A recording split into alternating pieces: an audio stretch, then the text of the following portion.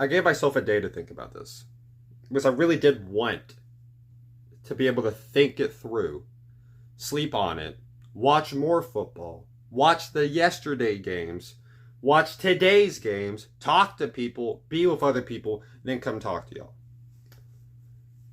I wanted to think everything through. And I'm here now. And I'm still left with the same questions. Will we ever do it? How do you miss that? Why weren't we more aggressive? And they're not answered. And they will never be answered. Because it's going to have to wait a year for another chance. Another chance. And it's at a spot that no one can do it at. They've not lost at home in this decade. So what do we do? Where do we go from here? How do we get better? I was at the game. Right in the mix of half Tennessee, half Georgia. You could not feel an atmosphere like that if you tried. That was just a perfect spot. And I tell you what, Georgia fans were just as stressed out as Tennessee fans were. It was the point that, Georgia fans probably feel comfortable because they've done it before. They've never had to do that before. They've never had to do that to them in that situation before.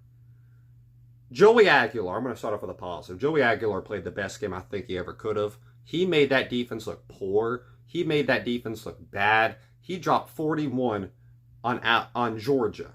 Kirby Smart led. The secondary was iffy. Pass rush held up very well. Run the ball didn't do great, but eventually we got to go, and Star Thomas was the best running back today. Chris Brazzell, number one receiver. I know Mike Matthews is good. I know Staley's a very good deep threat.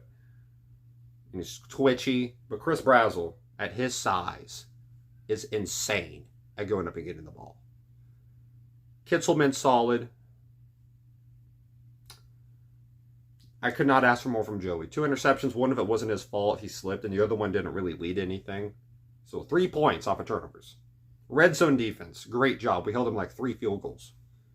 I think our defense could have been better, but our personnel I don't think could have played better.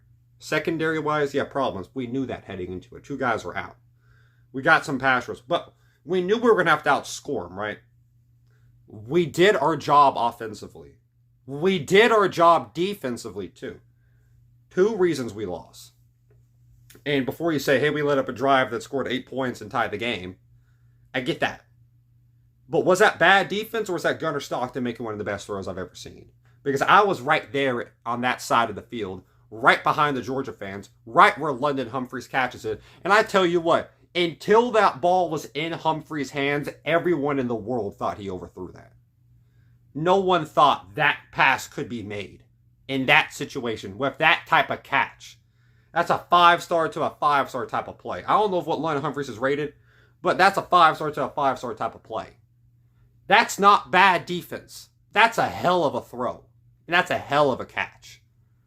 What's a problem is on the 2-point conversion, we just rush out.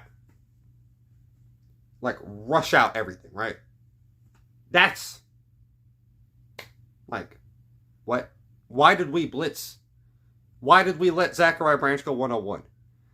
He was cooking all game. Why did that happen? Why? Why let him do that? Why? It's one-on-one. It's a simple route concept. One guy goes in, he clips the guy that goes the outside.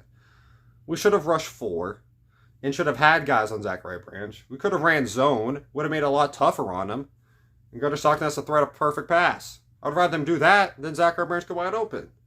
And the problem with Tim Banks as defense coordinator, he's not a bad defense coordinator, I'll tell you that. He's not bad at all. But when he blitzes, everyone in the stadium knows he's going to blitz. Because he doesn't hide blitzes. He just shows you what he's going to run. It's right there. You're not going to have to guess it. It's literally just, he's going to stack the box and rush after you. That's his blitz concept. Stack the box. There was a play, opened up the second quarter. Zachariah Branch got the bubble screen for a touchdown. Great blocking. Who stacked 7 in the box on a 3rd and 7 or whatever the heck it was? 2nd and 7? Tim Banks. Why? Why stack 7 there? It's the most easiest bubble screen thing you could realize ever. And you just do it freely. Like, that makes absolutely no sense to me. Like, in my logic, that makes no sense. That just doesn't. And, like, he did that a couple times throughout the game. And that's why I can't blame the defensive players a ton. Because Georgia ran like 7 new route cons, 11 new running concepts. And then you defensive coordinators not calling great blitzes. And we still then had the chance to win. And I'm going to get to what we were talking about. 2 main things. Tim Banks was one thing I wanted to mention, but the 2 main ones. We got a strip sack. I damn near start crying. So I'm like, this is it. 8 minutes left. Let's go get a touchdown. And we run the ball 3 straight times. I don't care if there's a false start. We run the ball 3 straight times. Our pass blocking has been phenomenal up to this point. Why not? 3rd and 8, right? Chris Brazzell has been killing them all game. Who says they're going to stop him here? 1-man blitz? I mean, they're going to blitz? Why not have him go deep? Just throw it up. Just see what happens. Throw up a prayer and just see if he comes down off it. You're going to get a PI. That's happened too. Like, and that moves the chains, and then you can start running it. No, you start running it 3. Why? Why run it 3 straight times? That makes no sense to me. We score. Max Gilbert makes a 48-yard field goal. 48 yards. Just pointing it out. No reason. Just hit a 48-yarder. 5 minutes left in the 6 minutes left in the game. Is that going to come back to haunt us at some point somehow? I don't know. But Gunnar Stockton goes out and leads a great drive. Great job by them. We get the chance. Joey Aguilar, great 3rd and 8 play. Works it up. Again, a bit too conservative. I would have liked to throw the ball more. Get down as close as you can get. We just shot off the Bills last week in Sunday Night Football. Not running the ball in situations like that could be very beneficial. Because Keon Coleman got wide open off a blitz and almost got a touchdown and got Mike Prater down from the 35-yard line to the 11-yard line. I'm not saying to do all that, but I see the 6-yard that dump down pass on Miles Kitselman off of a fake got us 7 yards. That was the biggest play of that point of the game. That was the biggest play past that 50-yard line. We had like 6 plays. That was the biggest one. Off of a pass. Because they have to respect the run. Use him. Get down to a 38-yard field goal, right? Kirby calls timeout. We get a false start. Okay. 43 yards. Let's just center it up. Why not just center it up? We've had 2 false starts all game out of like the 800 plays that we've ran. Just move the ball. I don't think he's going to false start twice. It's more important to center the ball than anything else. He gets it there. And we just say, okay, let's kick it. 43 yards. Okay, not bad. I could take that. This guy's been good for us a lot. He already made a 48-yard earlier. I'm sure he's going to make that. And I get it, the stoppages and all that, that can get into your head. But you just made a 48-yarder. Like, I get, and this is my opinion, right? If I ice a player, it's like a coach calling a timeout before you shoot 2 free throws. And you're down by 1. Or maybe you're up by 1. Or maybe you're tied. And your coach calls a timeout to reassess okay, let's talk about this, right?